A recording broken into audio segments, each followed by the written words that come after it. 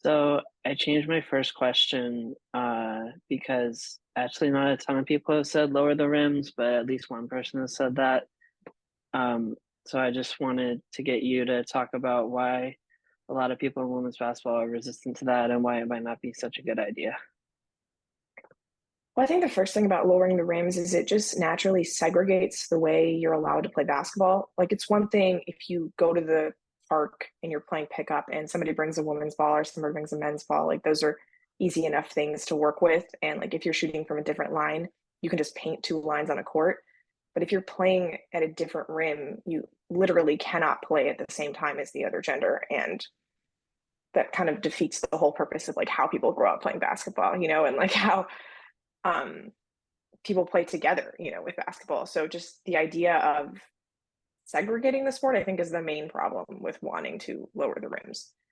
And then I don't know, it just like I think a big part of the reason women's sports have been at a disadvantage is because there just hasn't been any investment into it, and like women are deliberately pushed away from sports, for such a long time, especially pre-Title IX and even internationally.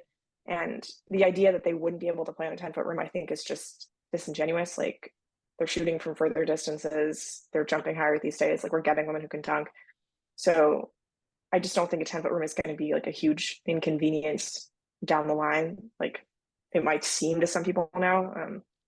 So yeah, I think the main point would just be that you can't have two separate ways to play basketball, like is like a 9-foot rim or a 10-foot rim. That just makes it impossible for people to play with one another. But then also, I think the athletic advances that are happening, the fact that there has been, just this huge investment for players and trainers and coaches into the women's game makes me feel like a 10-foot rim is not going to be a deterrent to women dunking in the future anyway. So I now want to talk about social media.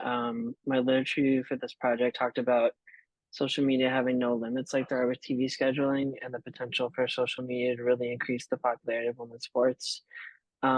What do you think about that? Do you feel like you can flood social media with content, get retweeted by men's sports journalists, and in doing so, set the media agenda and put women's sports on people's minds?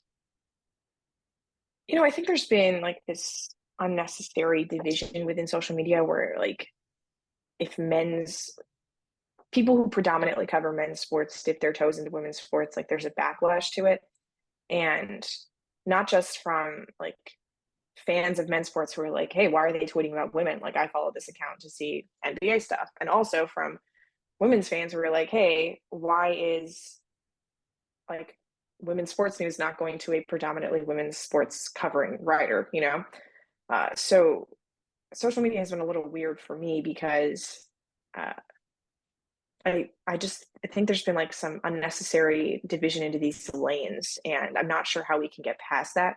Like, even now, we're talking on Tuesday. Yesterday, Shams Charania like tweeted the news of Brianna Stewart's new contract, and you're getting another flood of tweets today that are just like, why don't athletes send their information to women's sports covering writers? And it kind of like, on the one hand, like Shams has a dramatically bigger following than most of the women's sports newsbreakers, and so for him to talk about Brianna Stewart on his platform, I think, is a general win for the WNBA.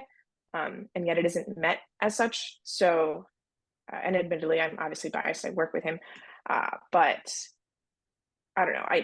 The social media thing is tricky because on the one hand, like it gives an opportunity for anyone to have a platform, right? But then I feel like for some reason the women's sports space is a little gatekeepy, and there's only certain people that they want to have a platform. Um, and I haven't quite figured out the way it all works.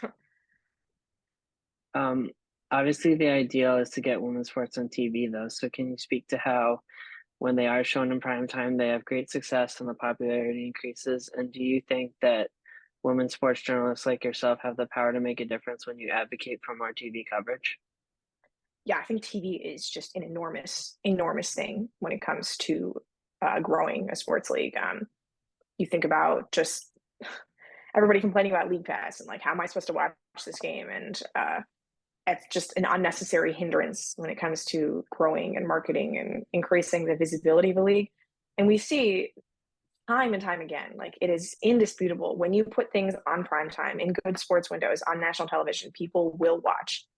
It happens all the time. Like the national title game wasn't on ESPN, it was on ABC, which is a channel that is available much more broadly than just ESPN. And you see almost 10 million people watching a women's basketball game because it is on ABC.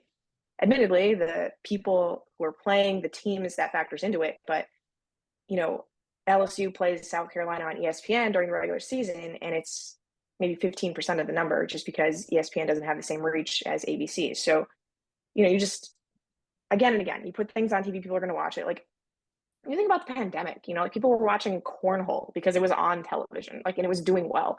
So we're very much creatures of habit, right? Like you turn on the television and something is there, it is stands to reason people are going to watch it, and that's what happens, I think, with women's sports. And it's, you've seen, I think 6 different networks have had their um, largest audience for a women's college game this year, like Fox, ABC, Big Ten Network, Peacock, obviously because it's new to the game.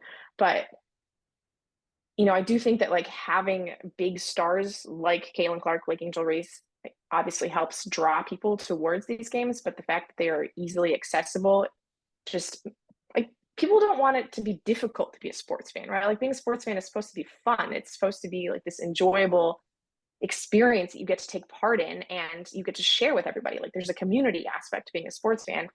And if you can't watch the game, then there's no community, right? Like it's just the people who are in the building.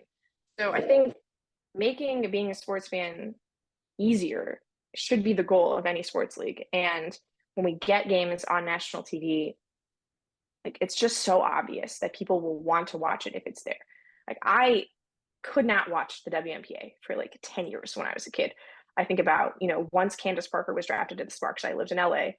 I couldn't watch their games unless I went to Staples Center to go see her. I had no idea how to watch the Sparks. And again, this is Candace Parker and Lisa Leslie for a period, and then Neko Gumake playing for the Sparks. For a good like 8 years, I just had no concept of how they were available to be seen. I was only able to see highlights when they randomly popped up on SportsCenter, which is rare because, again, there's a dramatic undervaluing of women's sports highlights. But I just think that like a sports league should make it their job to serve the fans, right? Like that's the number one goal, and fans just want to turn on the TV and find a game, right? So, but I'm sorry, the second part of your question, I do think that when good ratings happen, like we try our best to point it out and say, here another data point. Like you put a game on ABC, you put a game on NBC, Fox, people are going to want to watch it. You give it a good window, like leading into an NFL game or prime time on Saturday, people are going to want to watch it. And so consistently pointing that out, charting the numbers, saying like, hey, like, look, again, it happened, is the best we can do. And then like I know there was obviously a big controversy when the record-setting game for Caitlin Clark, when she broke the Kelsey Plum's record, happened on Peacock. And we pointed that out, right? Like, why is this on Peacock? What are this, contractual agreements that led to this being here instead of Big Ten Network or Fox or something else? So yeah, I think there's obviously a part that we can play in terms of analyzing the media strategies of, professional sports leagues, college sports leagues, and that's something that I definitely think we take seriously. What are some of your strategies on social media and in your articles to really get creative and frame women's sports in a way that is exciting and will increase their popularity?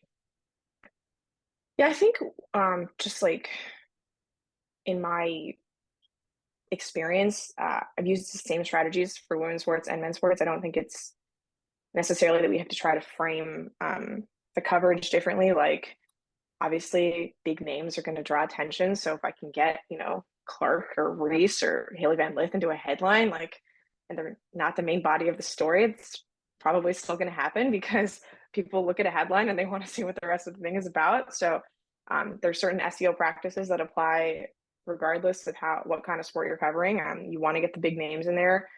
You want to make things sound as dramatic as possible, even if they're not actually that dramatic. Like we just had a story run at The Athletic last week about this grandmother who is doing TikTok videos with her grandkids about like getting back in shape and learning to play basketball again after she played as a kid. And they made the headline like, this 84-year-old is trying to join the WNBA, which ostensibly she is not trying to join the WNBA, right?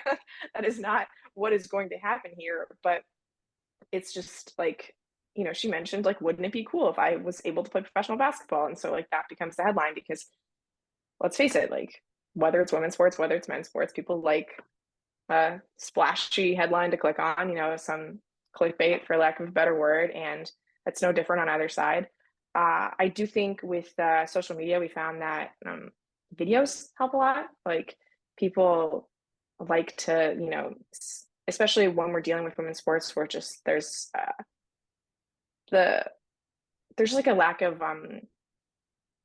what's the word I'm looking for? Like recognition of a lot of the main players. So like maybe like what Asia Wilson looks like, but like if you had to pick Jackie Young out of a lineup, like that might not be the case. So if it's possible to just like post a video of Jackie Young talking or like at least hearing her voice, that just helps increase engagement. Definitely have noticed that specifically with the women's side. And yeah, I think that's about it relative to social media.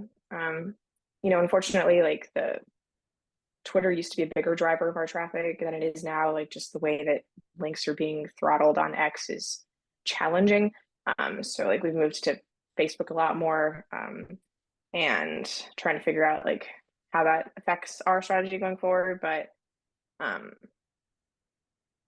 I just think like Google search is probably like the best way that we can draw people, so it kind of just you watch a game, you're seeing LSU play South Carolina, you're like, oh, this like girl Flage looks pretty good. You Google her name, and then all of a sudden, like a good story comes out. Like that's, I think, the biggest driver.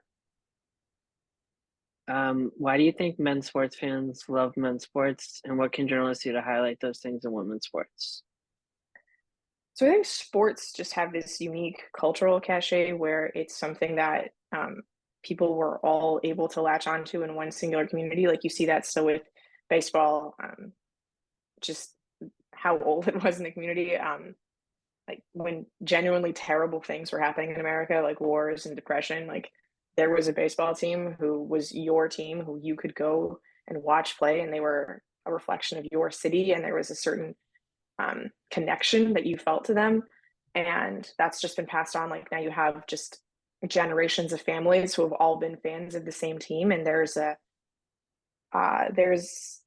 just like this human connection that exists with it, and that's something that happens because of the history of these teams. I don't think it's necessarily because they were men's sports. It's just they were the sports that happened to exist at the time, and they're the ones that have this built-in cultural, cachet. Um, Unfortunately, the entertainment market is just so freaking saturated now that it's impossible for any team that exists in this moment to really have that same intimate connection with a community. Like I think about Las Vegas. The Golden Knights started playing there in the year 2000, I want to say 17 or 18, and it was the first professional sports team that Las Vegas had. And that was a huge draw because like they'd never, had a pro sports team. So it was, something to latch on to. I think the Aces started playing the same year, but there was a shooting on the strip that year in Las Vegas. And there was like a rallying cry around the Knights and around Vegas, like being Vegas strong. And they ended up making the Stanley Cup that year. And there's just this story that you can attach to the team. Like they're our people. They responded to this tragedy. They were here for us when we needed something to hold on to during this terrible time for us. And I think that's part of why the Knights have this huge cultural footprint in Las Vegas, whereas like you have the Raiders, and the NFL is orders of magnitude more popular than the NHL. And yet nobody cares about the Raiders in Las Vegas. It is very much, we like the Golden Knights, we like the Aces. I think the Aces come in second to the Raiders, but a team like the Raiders, in this huge cultural phenomenon that is the NFL, doesn't have the same intrinsic connection with the community because there's just nothing to hold on to, right? There's no story to connect to. And I think that's the unfortunate problem with women's sports is that a lot of times they're just latching onto markets that already are saturated with pro sports teams. So there's no story for these teams to organically like build up with, which is why like I think Seattle does well because the Storm are the only basketball team in Seattle right now. And it's we've stayed while these, like corporate greedy people, took away our other team. Like this was a powerful like group of women who decided that our community needed this team and we kept them. And that's a narrative that they can latch onto. And I think for all of like the complaints about like, oh, women's sports aren't as flashy and they don't have the same level of athleticism, they don't play as fast, and like that's all nonsense. It's really the narrative, the story that people can latch onto.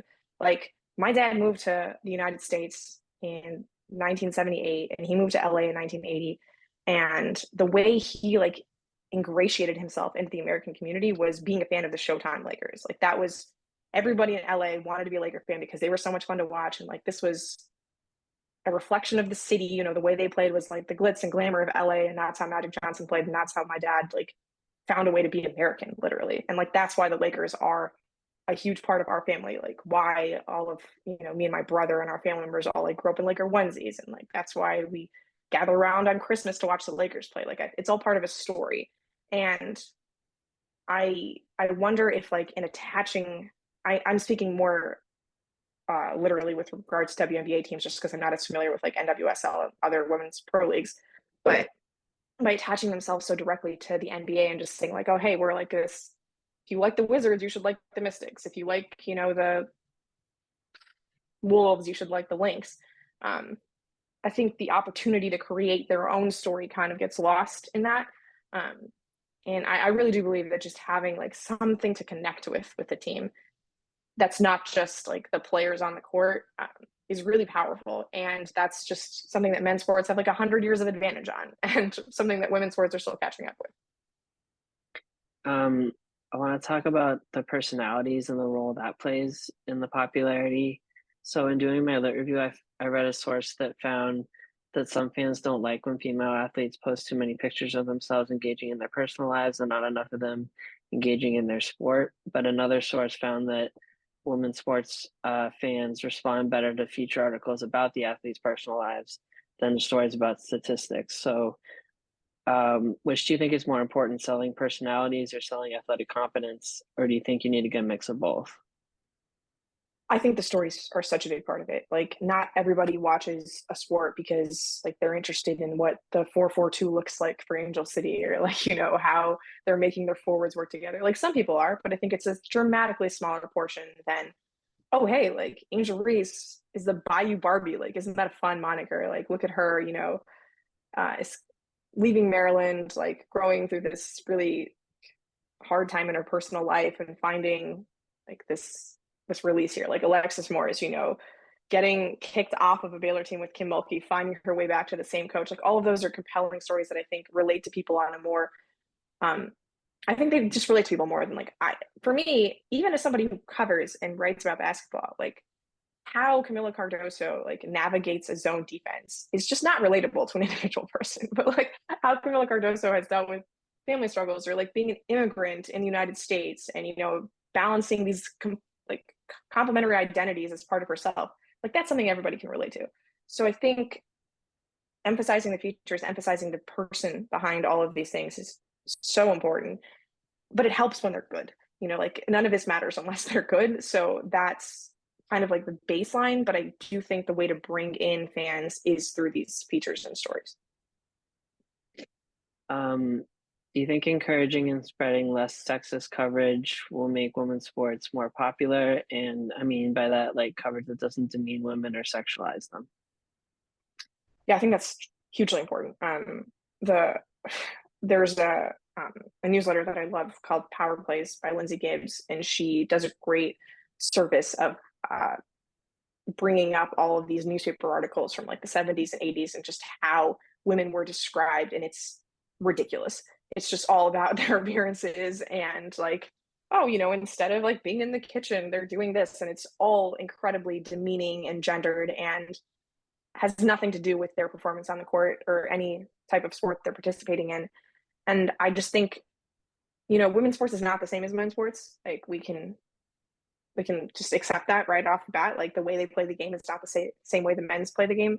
So it's not like, you know, we just need to treat them all exactly the same. But I don't think that like, you know, sexualizing them is going to get us anywhere. Like it doesn't make them seem like athletes. And in order for them to be respected as athletes, you have to talk about their athletic performance. I mean, obviously, like just with the growth of media, there's ways to talk about players like on the men's and women's side that isn't just about their, you know, direct athletic performance. Like we, joke about like the best rappers in the NBA. And I'm sure like there's going to be a time when we, talk about like the female musicians in the WNBA. And uh, like there's, it just, the direct sexualization, I think, is the real problem. Like, obviously, there are going to be some characteristics of women that are, gendered relative to men, but I just don't think that like turning every article into like a pseudo Sports Illustrated swimsuit thing is like the way to go, right?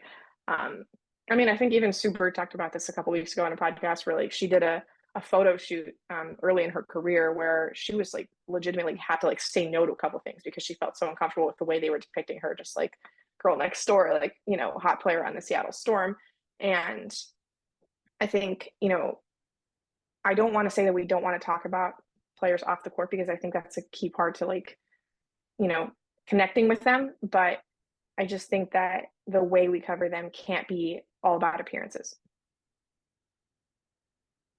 Um, I guess you kind of touched on this, but in one of my sources, Linda Steiner wrote a feminist media theory that depictions of women used to result from reflect and reproduce dominant ideologies. So, how do you, as a journalist, challenge the dominant negative ideologies about women? Yeah, I mean, there's just an inherent level of misogyny in our society, and the idea that women are not capable of doing the same things as men, and that's just unfortunately something that we're always battling against. So, you know, when I write about female athletes, I do my best to just talk about their excellence over and over again. Like, I don't think it's necessary to compare them to men, um, because that's not what we're doing. Like, that's not the point of this. They're not playing against men.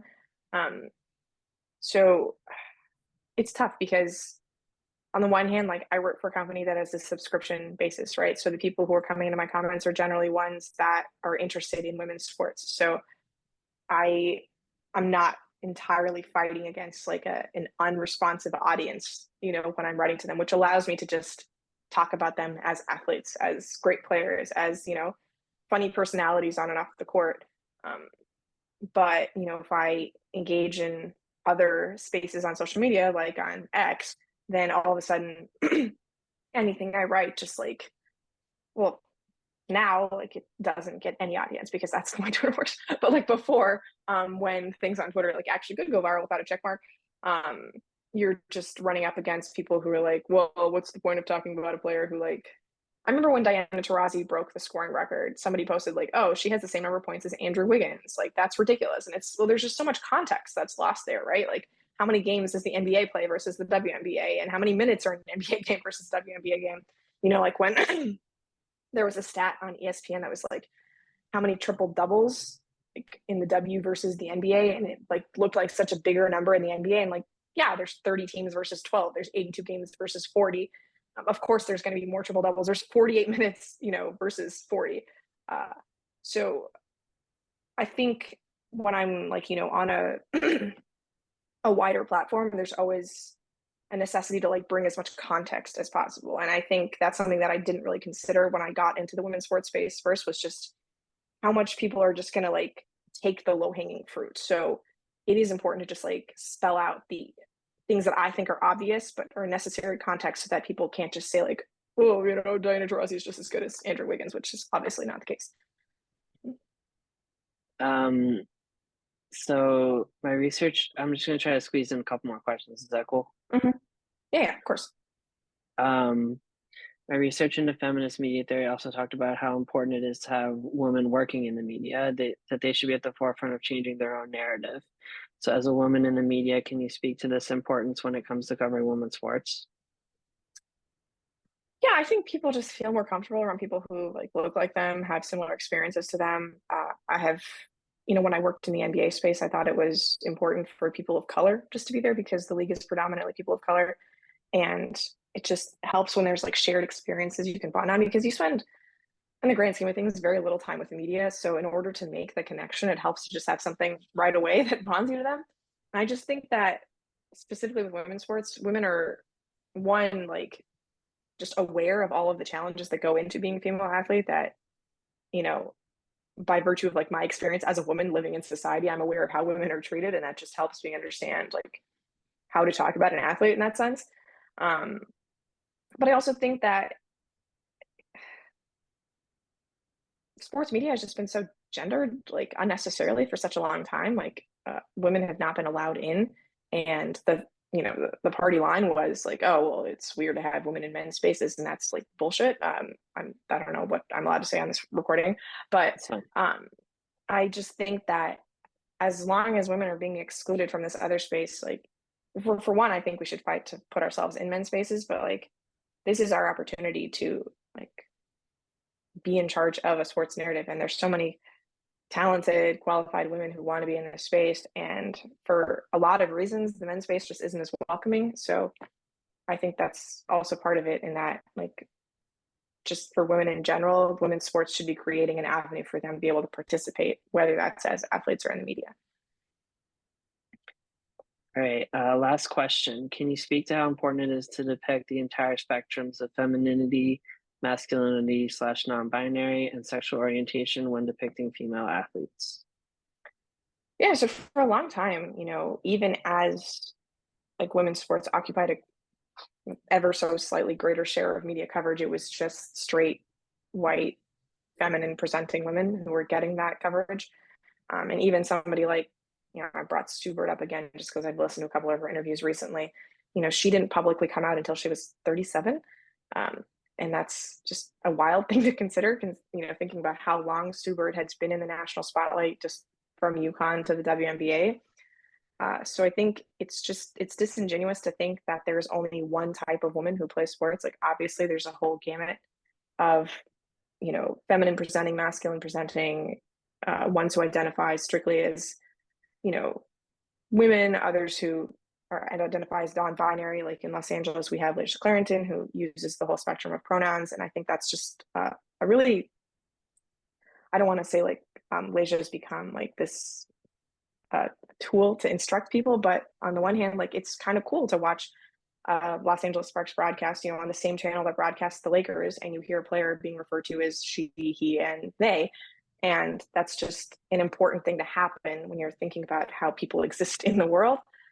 So I think, first of all, like if you're only describing one kind of player, you're missing so many others, right? Like there's just so many talented players in women's sports who don't conform to one specific type. And um, just in terms of getting to cover all of the best athletes, you need to broaden your horizons. And then two, it just misses the mark in terms of like I mentioned, people like to see themselves reflected in others, right? And whether that's like you just talking to a media member or you watching somebody on television, there's so many types of people in the world that we want to see ourselves reflected on television, right?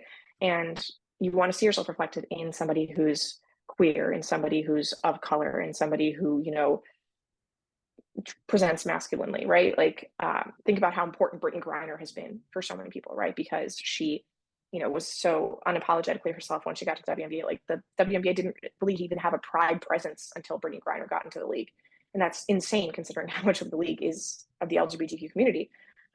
So I think, in terms of just respecting your players, you need to accept that they occupy very different identities. And in respecting your fans, you need to give them the ability to identify with lots of different people because there are so many different kinds of fans who are, you know, tuning into your product. But I think, yeah, like we try very hard just to make sure that we're not focusing on like I know there's been a lot of research about how the media focuses more on white athletes than athletes of color, and we try very hard to make sure that that's not the case in our coverage. And however much an athlete wants to talk about their familial lives and their sexual orientation is like up to them. Like it's not something we just put on blast, but like, if you're interviewing a player and they mention their wife, like that's something that just has to be part of the story, right? So Yeah, totally. All right, well, thank you, Sabrina. You do an awesome job at The Athletic, and I really appreciate you taking the time. yeah, thanks, Zach. I hope everything's going well at school.